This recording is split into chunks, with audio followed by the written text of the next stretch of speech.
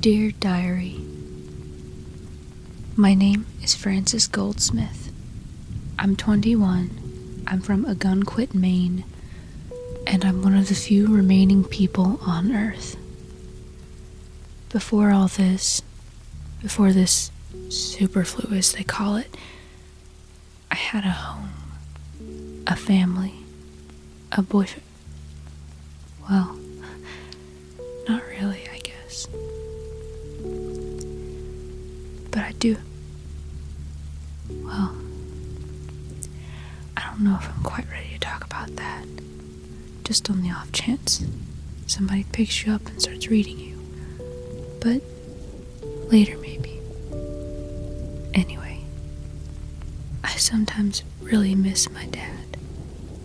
He was a really good man. Some of my best memories are of me and him just working in the garden or the workshop or whatever. He was really good at growing tomatoes. No matter what vegetable or flower or difficult to grow plant it was, he always managed to keep it growing. And not just growing, but thriving. He was that way with me growing up too. We'd spend a day with our hands in the dirt, or putting together a new shelf for the garage, or walking down by the sea. And it always felt so safe. He always knew what to say to make it better. I wish he was here with me. He'd know what to do about the dreams, but I'm getting ahead of myself. After everyone died, my mama in the hospital and my daddy at home, I couldn't stay at my house. As it so happens, my best friend Amy's little brother, Harold, was the only other survivor in all of Algonquin. So we decided to head for the Stovington Plague Center to see if there were any other survivors. Harold is, well, he can be a real sweetheart sometimes, but a lot of the times, he can be really snooty. He's 17, and he seems to think that he's smarter than everyone else in the world.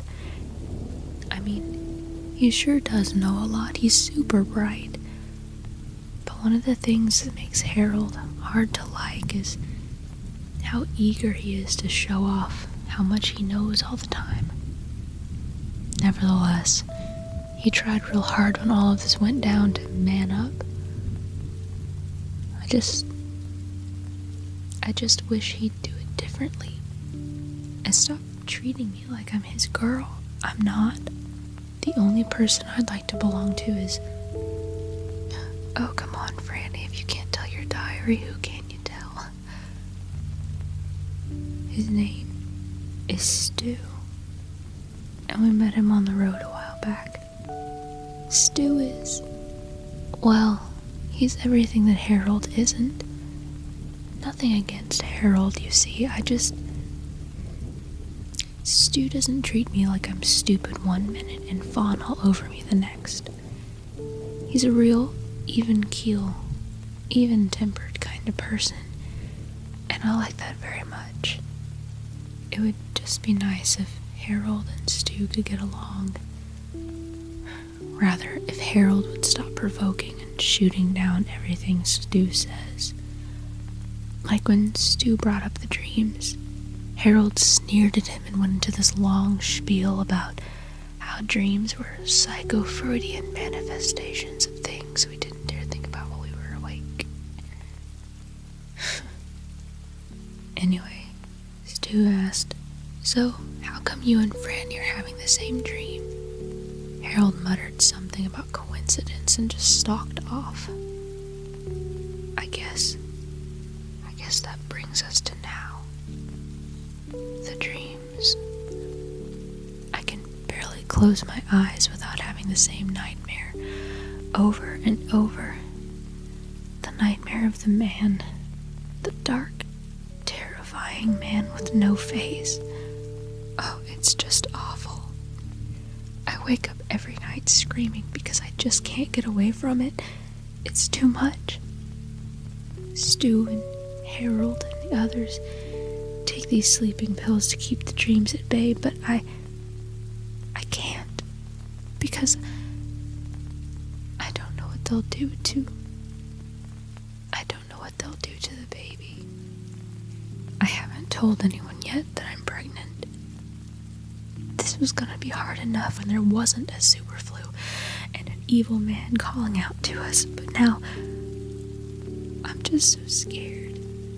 I just want my baby to grow up safe and healthy and away from all this horror in the world. He's not ever going to know a time before this, which is a part of the reason I'm keeping this diary. Well, while me and Harold are stuck dreaming about the dark man, Stu has been having dreams about an old woman who's calling him, or calling us, to Polk County, Nebraska, somewhere called Hemingford Home. He says she's called Mother Abigail, and that any time he dreams of her, he wakes feeling like he needs to go right now to find her. He can't pinpoint why, but he says that she feels like safety, warmth, and like home. Home.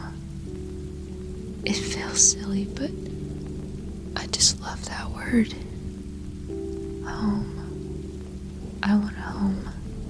I want my baby to have a home. And I think I can make a home with these people. Specifically, I think I can make a home with Stu. He's a good man.